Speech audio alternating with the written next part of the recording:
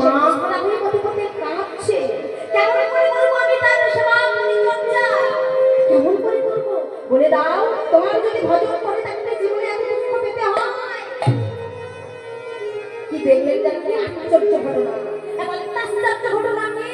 কথাটা বলার সঙ্গে সঙ্গে মন্দিরের রাধা গোপীনাথের বিগ্রহ থেকে, ওই কৃষ্ণশিলা নির্মিত বিগ্রহ থেকে বিন্দু বিন্দু বিন্দু করে অশ্রুপাত হচ্ছে।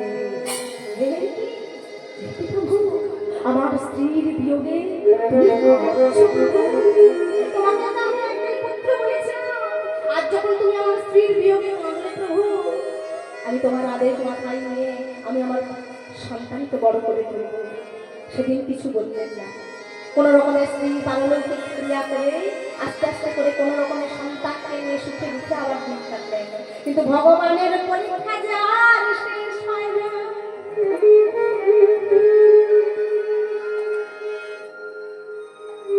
ভগবান কোনো ভক্তকে সুখে থাকতে দেবে না, কথা তিনি দিয়ে রেখেছেন। কি করলেন জানেন? পাড়ার বালকদের সঙ্গে খেলা খেলে ছোট গোপীনাথ। আর যখন খেলা খেলে কি করে, বন্ধু বান্ধবেরা ছোট ছোট সখারা খেলা খেলতে খেলতে যখন গধূলি বেলা আসে, ওই প্রত্যেকের মায়েরা এসে ধুলো ছেড়ে সন্তানকে ঘরে নিয়ে যায়। তোর পেছনে দৌড়াতে দৌড়াতে আমার সন্তান তো জ্বালা ধরে যাচ্ছে, সন্তানকে ধুলো ঝেড়ে কোলে করে নিয়ে চলে যায়। আর এমন দৃশ্য প্রতিনিয়তই দেখে গোপীনাথ। আর এমন দৃশ্য দেখতে দেখতে তার মনের মধ্যে একটা প্রশ্ন জাগলো। সে প্রশ্ন এসে বাবার সামনে এসে বলছে, বাবা, বাবা বলে দাও, বাবা, আমি যে আমার বন্ধু বান্ধবদের সঙ্গে খেলি, তাদের সবারই মা আছে, কিন্তু বলো না বাবা, আমার কেন মা নাই? বলো, যতক্ষণ না বলবো ততক্ষণ আমি তোমায় ছাড়বো না। যখনই বলা, মন্দিরে রাধা গোপীনাথের বিগ্রহের দিকে হাত বাড়িয়ে দেখিয়ে দিলেন, গোবিন্দ ঘোষ, চলে যাও। এই প্রশ্নের উত্তর যদি জানতে হয় রাধা গোপীনাথের কাছে যাও। আমি ভিক্ষাই পেলাম। ছোট্ট ছেলে কিছু জানে না, তার মনের প্রশ্নের উত্তর পাওয়ার জন্য যখন মন্দিরে গেলেন, বললেন, বলে দাও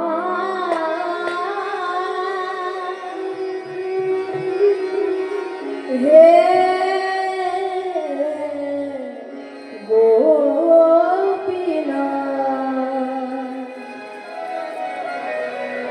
বলো কোথায় আমার মা? তুমি বলে দাও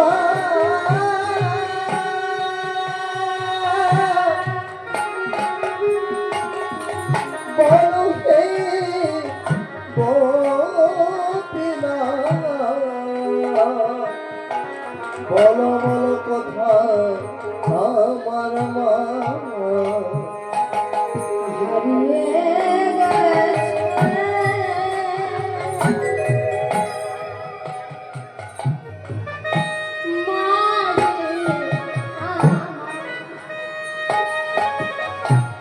আমি খুঁজে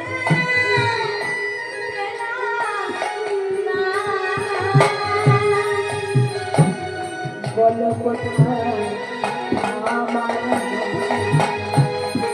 তুমি বলে দাও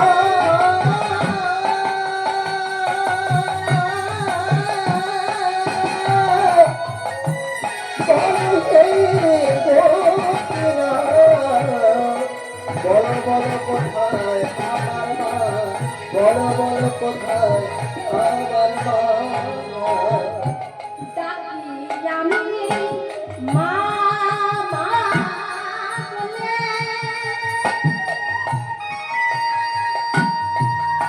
মাঝে আমার মা ডাকি আমি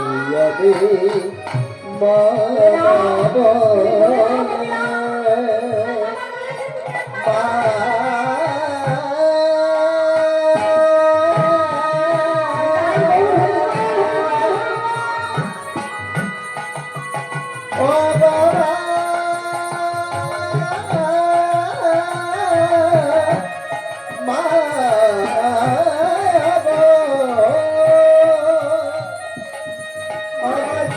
তুমি কোথায় চলে গেলে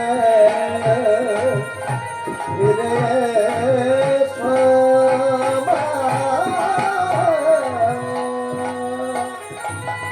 ও গো মা গো।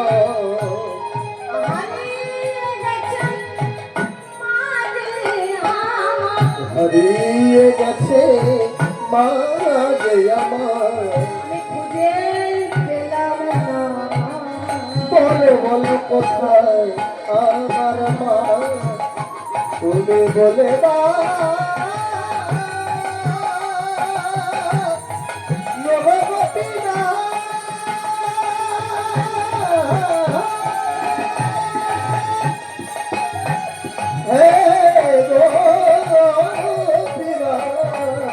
বলো বলো কোথায় আমার মা, বলো বলো কোথায় আমার মা, বলো বলো কোথায় আমার মা।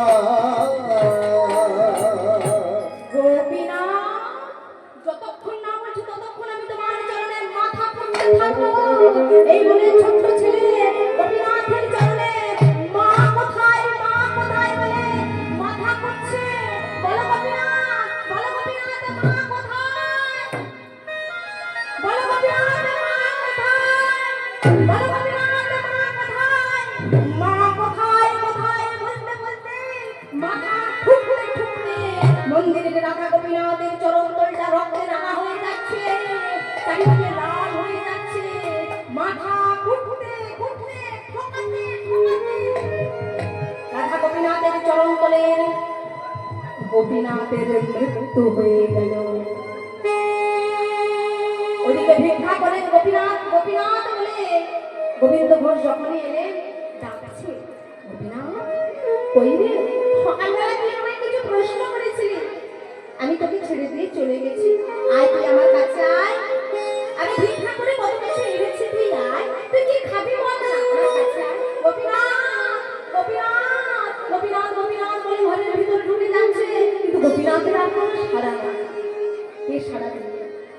যে ইহ জগতে থেকে একবার চলে যায় পর জগতে, কে সাড়া দেবে?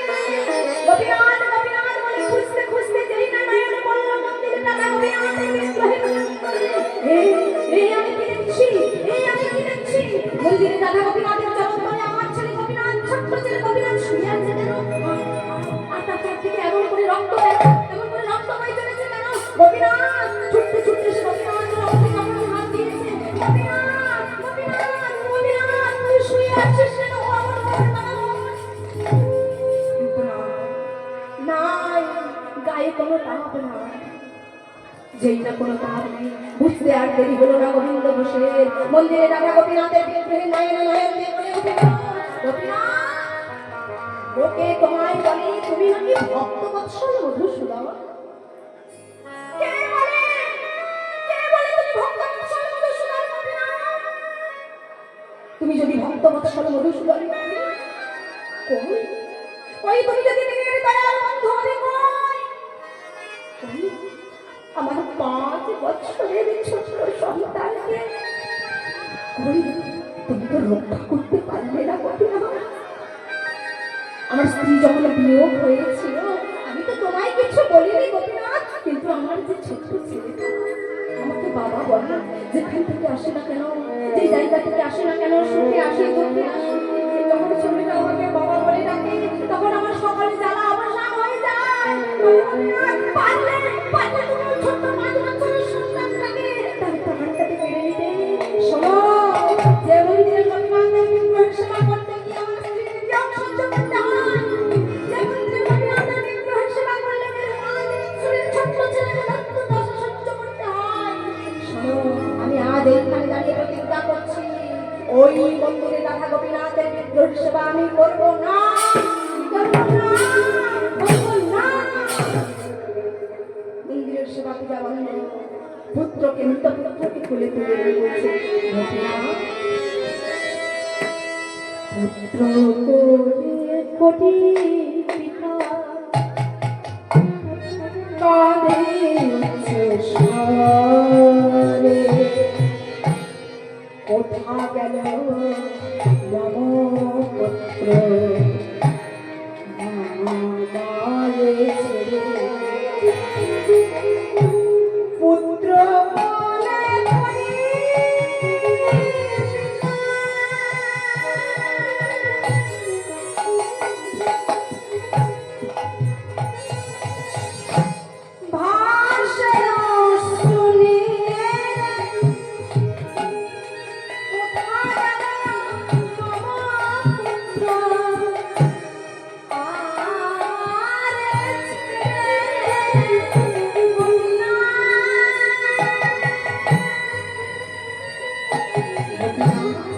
গোপীনাথ গোপীনাথ বলে 5 বছরের সন্তানকে হাজার দুঃখ বুকের মধ্যে হাজার দুঃখ যন্ত্রণা চেপে রেখে কি করলেন, সব কাজ করলেন, তার সব ক্রিয়া করলেন। তবুও গোবিন্দ ঘোষের মন মানে না।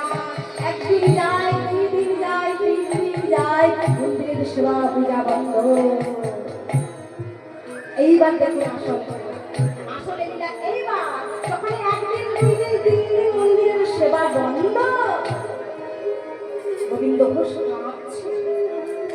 পেছন থেকে মন্দিরের অচল বিগ্রহ সচল হয়ে এসে গোবিন্দ ঘোষের পেছনে এসে বলছে, বাবা বাবা বাবা। কে কে আমাকে বাবা বলছে?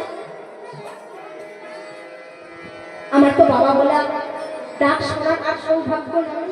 পেছন যেই ঘুরে দেখলেন মন্দিরের বিগ্রহ গোপাল এসে এসেছে। গোপীনাথ এসেছেন গোবিন্দ ঘোষের সম্মুখে এসে বাবা বলছে, আমার জীবনের সমস্ত লীলা সাঙ্গ করে দিয়ে আপনাকে বাবা বলে ডাকা হচ্ছে। কেন সে বাবা বলছে? ও দেখতে এসেছো বুঝি স্ত্রী হারিয়ে পুত্র হারিয়ে আমি কেমন ভাবে মৃত্যুর প্রহর করছি। আজকে যে আমাকে বাবা বলছো, পারবে? আমার ছেলেটা যদি বেঁচে থাকতো, আমার মৃত্যুর পরে আমার পারলৌকিক ক্রিয়া করতো, ভবিষ্যৎ ভজন করতো, তুমি কি পারবে আমার ছেলের কর্তব্য করতে? পারবে? কি বলছো তুমি? হ্যাঁ পারবে। আমার যখন 10 ইন্দ্রিয় সর্বত্র শিথিল হয়ে যাবে, তখন পারবে তুমি আমার সঙ্গে সঙ্গী হতে? পারবে বাবা। তুমি পারবে? যেদিন আমার জীবনের বেলা অবসান হয়ে যাবে, সেদিন আমার কানের কাছে বসে করতাল দিয়ে নাম শ্রবণ করাতে? পারবে বাবা। যেদিন আমার জীবন অবসান হয়ে যাবে, সেদিন তুমি ধরা গাছা করতে? পারবে। পারবে? তুমি যেদিন আমার জীবনের বেলাটা এই পৃথিবী থেকে চলে যাবে, সেদিন ভবিষ্যৎ ভোজন করতে, পুত্রের কর্তব্য করতে, পারলৌকিক ক্রিয়া করতে পারবে? বাবাকে বলছো বাবার কর্তব্য করতে পারবে, পিতার কর্তব্য করতে পারবে? পারবো পারবো পারবো। বিশ্ব ব্রহ্মাণ্ডের কাছে সবার কাছে আমি মালিক হলো, তোমার মতো ভক্তের কাছে আমি পুত্র হয়ে তোমার সমস্ত কাজ পিতার কর্তব্য আমি অবশ্যই করব। সত্য সত্যই যেদিন জীবনের বেলা অবসান হয়ে গেল গোবিন্দ ঘোষের, জীবন বেলার অবসান তাকে সমস্ত শরীরের ক্ষমতা হারিয়ে ফেললেন, তখন কিন্তু গোপীনাথ এসেছিলেন, এসে তার সমস্ত কিছু কাজ করেছিলেন। আর যেদিন শ্রাদ্ধ পিণ্ড মারা যাওয়ার পরে 1 মাস ব্যাপী ভবিষ্যান্ন ভোজন করে তিনি শ্রাদ্ধ দিয়েছিলেন, এখনো পর্যন্ত সেই লীলা হয় গেল। এই যে গেল পাপ মোচনী একাদশী থেকে, এই গেল এই দিনেই অঙ্গদ্বীপের মাটিতে এখনো পর্যন্ত সেই ভক্তের পিণ্ড দান করেন। কেমন ভাবে সেই দিন কি হয়েছিল? দাঁড়াইল পিণ্ড হাতে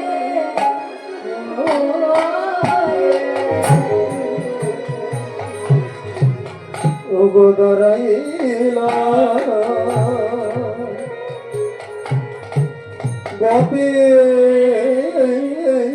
গোপীনাথ পিণ্ড হাতে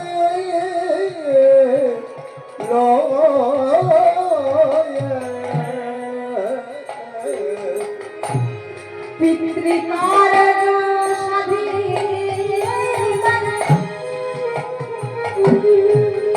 আমার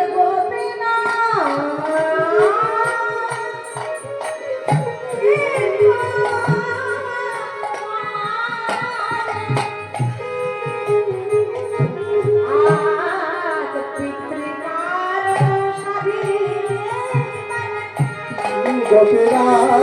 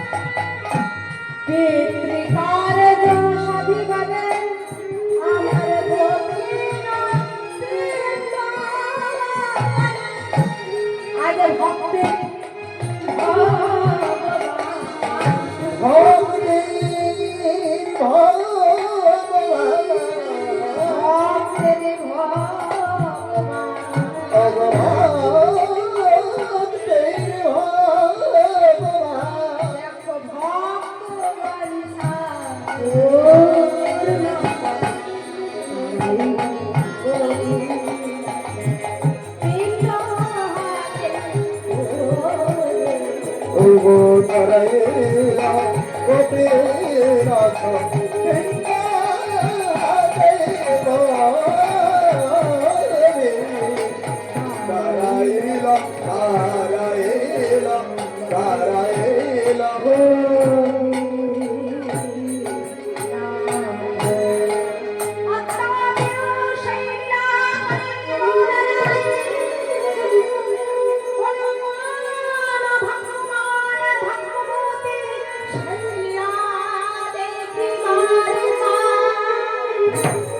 এখনো পর্যন্ত সেই লীলা হয়, এখনো সেই লীলার সাক্ষীতে এখনো গোপীরা আমাদের দাঁড়িয়ে আছে, এখনো ধরা কাঁচা পড়ে, এখনো পর্যন্ত ওই বিগ্রহ যেখানে গোপীনাথের বিগ্রহ আছে তার কিছুটা দূরে গোবিন্দ বসে সমাধি মন্দির রয়েছে, আর সেই সমাধি মন্দিরটাকে নিয়ে যাওয়া হয়, এখনো কিন্তু পিণ্ড পড়ে যায়।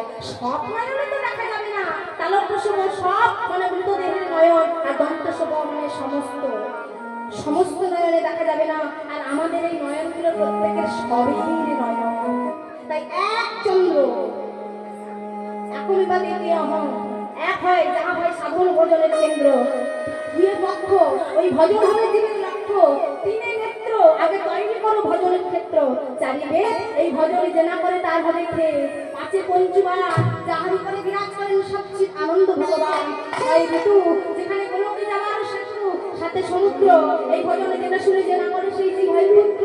আটে অষ্টবসু এই ভজনে যে না করে সেই জীব হয় পশু। নয় নমগ্র যাহার উপরে বিরাজ করেন সবচিৎ আনন্দ বিগ্রহ।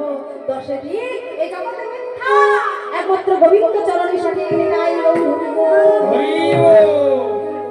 তাই এখানে আমি আমার লীলা সমাপ্ত করছি। আমি লীলার মধ্যে ভুল ত্রুটি নিজ গুণে ক্ষমা করবেন, নিজ বাড়ির কন্যার সঙ্গে জ্ঞান করে ক্ষমা করবেন। এইখানে আমি আমার ভক্ত ভগবানের মিলন করছি। দেখো ভক্ত আর ভগবানের মিলন হইল, ভক্ত আর ভগবানের মিলন হইল, প্রেমানন্দে সবাই মিলে হরি হরি বল, গৌর হরি বল নিতাই গৌর হরি বল, নিতাই গৌর হরি বল, নিতাই গৌর হরি বল,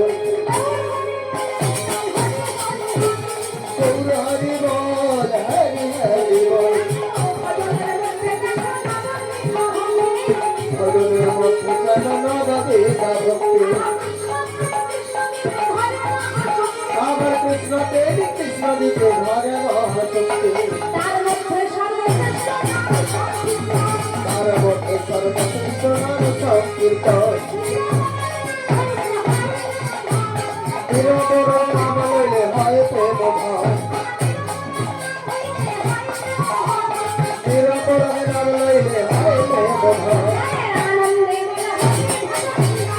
মনে আনন্দে বল হরি ভজন শ্রবণ, নাম সুনাম গাতে রাখো সদাগর, মনে আনন্দে বল হরি ভজন শ্রবণ,